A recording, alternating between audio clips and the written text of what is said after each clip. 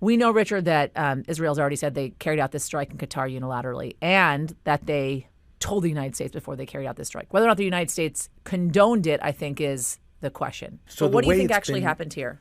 So the way it's been described to two U.S. officials, and this is according to reporting NBC is getting out of the Pentagon, is that Israel carried it out unilaterally, and that's what Israel says, but that they gave the U.S. a heads up. I don't know how much ahead of time, but it was described as not much of a heads up. And Qatar apparently does believe this.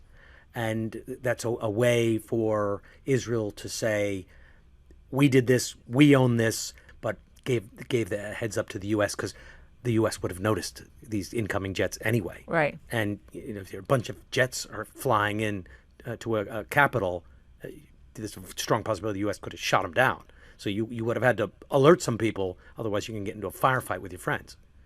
But Qatar is going a step further and saying that Israel sought to actually undermine the U.S. and Qatar's negotiations with Hamas, these ongoing ceasefire negotiations, and with the United States was looking for a response from Hamas so they could pause this war.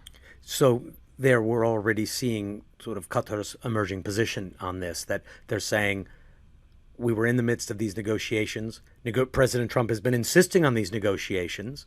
And Qatar is saying, Israel just slapped you in the face. That we were in the midst of talking. President Trump, you asked for these negotiations. We were trying to do it.